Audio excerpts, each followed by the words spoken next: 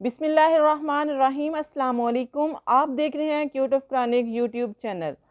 आज मैं आपके सामने कुरान मजीद की एक ऐसी आयत का वजीफ़ा बयान करूंगी कि जिन्नात और शयातीन की दौड़ें लग जाएंगी। सबसे पहले तो आप लोग कोई भी अमल करते हैं, कोई भी वजीफ़ा पढ़ते हैं तो सदका लाजमी करें। सदका बलाओं को टालता है और अल्लाह ताला बड़ी मुश्किलें जो हैं वो आसानियों में बदल देता है। और नमाज की पाबंदी लाजमी करें। नमाज से इंसान के ईमान में पुख्तगी आती है। हमारे प्यारे नबी हज़रत मोहम्मद मुस्तफ़ा सल्लल्लाहु अलैहि वसल्लम की हदीस है, हज़रत अबू हुरैरा रज़ी अल्लाह ताला अन्हु से रवायत है करते हैं कि साहिब ईमान बंदा जिसको नमाज की हकीकत नसीब हो, जब नमाज में मशगूल होता है तो उसकी रूह जलालो जमाल में गोताजन होती है। और जिस तरह कोई मैला कचैला और गंदा कपड़ा दरिया की मौजों में पड़कर पाक और साफ़ और उजला हो जाता है, इसी तरह अल्लाह ताला के जलालो जमाल के अनवार की मौजें इस बंदा के सारे मैल कचैल को साफ़ कर देती हैं। और जब दिन में 5 दफ़ा ये अमल हो तो ज़ाहिर है कि इस बंदा में मैल कचैल का नामो निशान भी ना रह सकेगा। यही हकीकत है जो रसूलुल्लाह सल्लल्लाहु अलैहि वसल्लम ने इस मिसाल के बाद इनके इस मिसाल के साथ हमें समझाई है कि जब इंसान 5 मरतबा दिन में वज़ू करता है और नमाज़ पढ़ता है तो उसके जिस्म की सारी मैल कचैल साफ़ हो जाती है। और जब इंसान नमाज़ पढ़ता है, अल्लाह के सामने खड़ा होता है, तो उसकी रूह भी पाक साफ़ हो जाती है। यानी कि नमाज जो है हमें बुराइयों से भी दूर रखती है और हमें पाक साफ़ रखती है। इसी तरह हज़रत अबू ज़र रज़ी अल्लाह ताला अन्हु से रवायत है कि रसूलुल्लाह सल्लल्लाहु अलैहि वसल्लम एक दिन सर्दी के अय्याम में बाहर तशरीफ़ ले गए और दरख्तों के पत्ते ख़ज़ां के सबब इनके ख़ज़ां की वजह से न झाड़ रहे थे। आपने एक दरख्त की 2 टहनियों को पकड़कर हिलाया तो एकदम इसके पत्ते झड़ने लगे। फिर हजूर सल्लल्लाहु अलैहि वसल्लम ने अबू ज़र को मुखातिब करके फ़रमाया, ए अबू ज़र।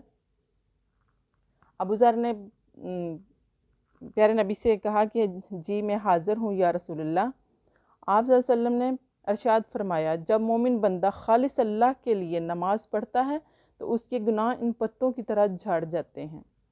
यानी जिस तरह आफताब की छाँव और मौसम की ख़ास हवाओं ने इन पत्तों को खुश्क कर दिया और अब ये हवा के मामूली झोंकों से ज़रा हरकत देने से इस तरह झड़ते हैं, इसी तरह जब बंदा मोमिन पूरी तरह अल्लाह ताला की तरफ मुतवज्जो होकर सिर्फ उसकी रज़ा जुई के लिए नमाज पढ़ता है तो इनवार इलाही की शुआएं और रहमत इलाही के झोंके इसके गुनाहों की गंदगी को फना और इसके कसूरों को खसो खशाक को से जुदा करके इसको पाक साफ कर देते हैं।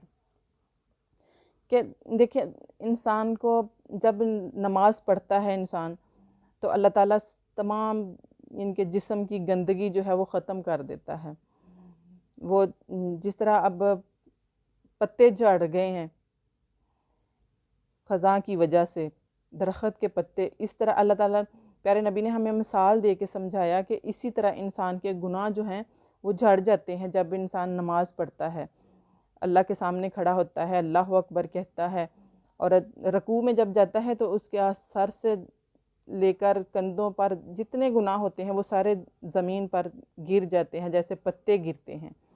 इनके उसके तमाम के तमाम गुनाह जो हैं वो झड़ जाते हैं, ख़त्म हो जाते हैं। प्यारे नबी सल्लल्लाहु अलैहि वसल्लम की सादगी की मिसाल नहीं मिलती।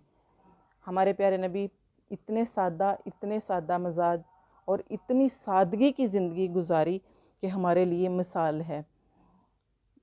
हज़रत उमर रज़ी अल्लाह ताला अन्हु से रवायत है कि मैं एक दिन रसूलुल्लाह सल्लल्लाहु अलैहि वसल्लम की खिदमत में हाज़िर हुआ तो आपको इस हालत में देखा कि खजूर के पत्तों से बनी हुई चटाई पर आप लेटे हुए हैं और आपके जिस्म मुबारक के दरमियान कोई बिस्तर नहीं है। इनके चारपाई के ऊपर कोई बिस्तर नहीं है और खजूर के पत्तों से वो बनी हुई चारपाई, इतने मोटे पत्ते होते हैं اور چٹائی کی بناوٹ نے آپ کے پہلو مبارک پر گہرے نشانات ڈال دیے۔ اور سرہانے چمڑے کا تکیہ ہے۔ آج ہمارے پاس اتنے پیارے بیڈ ہیں، اتنے قیمتی بیڈ ہیں، اور ہمیں پھر بھی نیند نہیں آتی ان پہ۔ اتنے نرم بستر ہیں، اور کہاں میرے آقا کا بستر، کھجور کی رسیوں کی وہ چارپائی ہے، اور سرہانے میں جو چمڑے کا تکیہ ہے جس میں کھجور کی چھال کوٹ کے بھری ہوئی ہے۔ یہ حالت دیکھ کے میں نے عرض کیا کہ حضور صلی اللہ علیہ وسلم اللہ تعالیٰ سے دعا فرمائیے کہ آپ کی امت کو فراخی اور خوشحالی عطا فرمائے۔ روم اور فارس والوں کو بھی اللہ نے فراخی دی ہے، حالانکہ وہ تو خدا پرست بھی نہیں ہیں۔ ان کے حضرت عمر رضی اللہ تعالیٰ عنہ پیارے نبی حضرت محمد صلی اللہ علیہ وسلم سے کہہ رہے ہیں کہ یا اللہ پیارے آقا ہمیں بھی تو فراخی ملنی چاہیے نا۔ یعنی کہ وہ کہنے کا مقصد یہ ہے کہ پیارے نبی خود کس طرح یعنی کہ اتنے سادہ سے بستر پر سوئے ہوئے ہیں اور جسم پر اس کے نشان پڑ گئے ہیں، تو کیوں نہ جو خود بت پرست ہیں وہ اتنے خوشحال ہیں، اتنے ان کے پاس ان کے فراخی والی زندگیاں ہیں ان کے پاس، تو اپنے لیے بھی تو پیارے آقا فراخی والی زندگی کی دعا کریں، حالانکہ وہ تو خدا پرست بھی نہیں ہیں۔ آپ نے فرمایا اے ابن خطاب، کیا تم بھی اس حال میں اور اس خیال میں ہو؟ یہ سب تو وہ لوگ ہیں جن کو دنیا میں بس نعمتیں مل جائیں گی، تو ہم نے تو آخرت میں نعمتیں لینی ہیں، ہمیں تو دنیا میں نعمتوں کی ضرورت نہیں ہے، ہم نے تو دنیا میں کوئی ہمیں نئی لذتیں چاہیے، ہمیں دنیا میں کچھ نہیں اس طرح چاہیے، ہم نے تو بس اللہ تعالیٰ سے سادگی لینی ہے، اور اللہ تعالیٰ سے سادگی کے ساتھ ہی ہم نے جانا ہے اللہ کے پاس۔ ہمیں آسائشوں والی زندگی نہیں چاہیے، ہم نے سادگی کے ساتھ ہی جانا ہے۔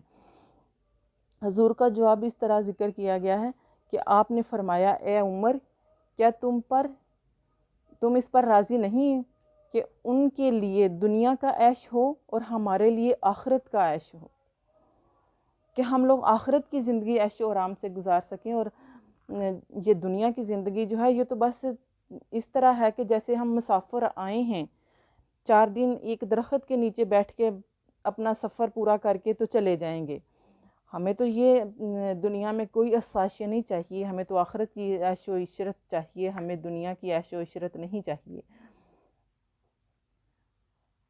تو پیارے نبی صلی اللہ علیہ وسلم نے اتنے اچھے الفاظ سے، اتنے اچھے انداز سے حضرت عمر رضی اللہ تعالیٰ عنہ کو سمجھایا کہ نہیں، ہمیں دنیا کی زندگی نہیں چاہیے، دنیا کی زندگی میں آسائشیں نہیں چاہیے، نہ ہی مجھے یہ اتنی یعنی کہ چاہیے کہ بڑی